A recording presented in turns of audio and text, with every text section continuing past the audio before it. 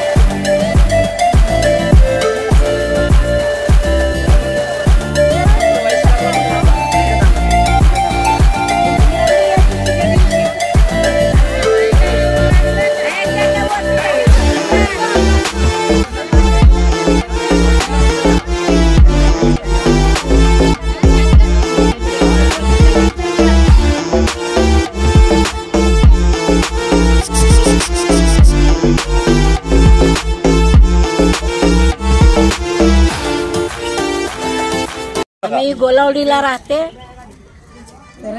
रेणुका ताईनी आम्हाला अंगात ओढायला दिलेले, अंगात ते घ्यायला दिलेलं आम्हाला। आम्ही गोलावडीला राहते। रेणुका ताईना आम्हाला अंगात घ्यायला दिली गारच्या थंडीच्या। धन्यवाद धन्यवाद धन्यवाद। आम्हाला मदत केली, आम्हाला थंडी गारठ्याचे अंगावर दिलं, त्यांना आशीर्वाद आहे आमचा।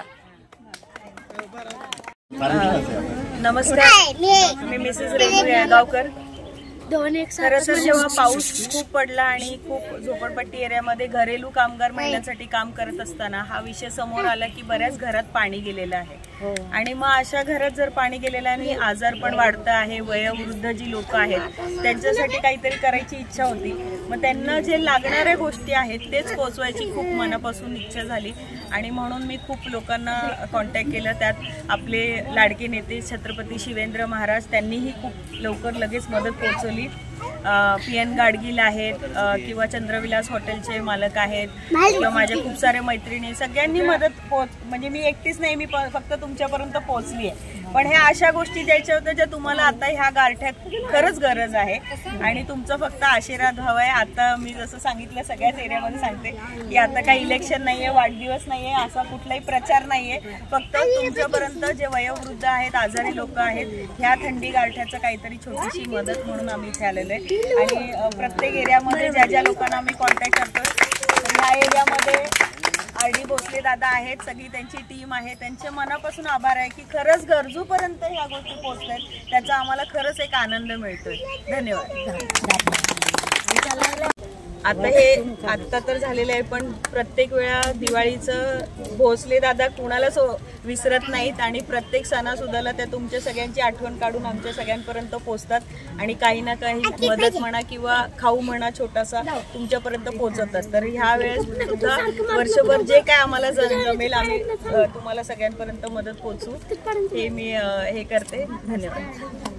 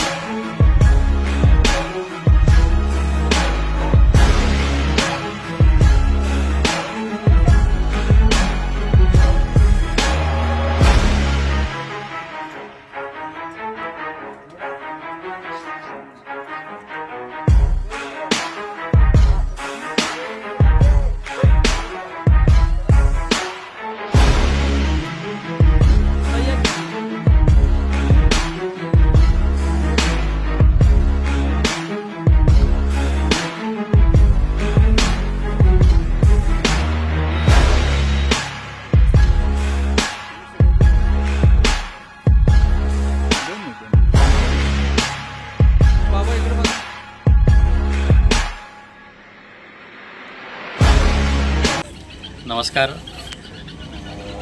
आपल्याला सांगायला आनंद होतोय की आमच्या सहकारी आणि आपल्याला सगळ्यांना माहिती आहेत रेणू येळगावकर मॅडम यांनी एक चांगला उपक्रम हाती घेतलेला आहे. तो असा आहे की सध्या पावसाचं वातावरण खूप जोरदार आहे. सगळीकडे पाणी भरतंय, सगळीकडं अशी पूरस्थिती निर्माण झालेली आहे. साताऱ्यात पण असे बरेचसे भाग आहेत की जिथं थोडीशी वस्ती अशी बिकट परिस्थितीत माणसं राहत आहेत. तर अशा अनुषंगाने रेणू मॅडमनी असं एक इनिशिएटिव्ह घेतलेलं आहे की जी वृद्ध लोक आहेत त्यांना सध्या थंडीचं प्रमाण पण बरेच मोठ्या प्रमाणावर वाढतंय. तर त्या अनुषंगानं त्यांना एक मायेची ऊब देण्याचा एक प्रयत्न मॅडमनी केलेला आहे. त्या अंतर्गत त्यांनी त्यांना एक ब्लँकेट वाटप केलेलं आहे.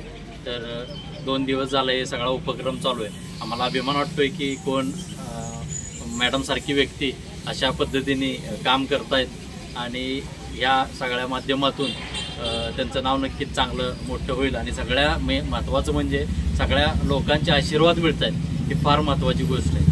धन्यवाद.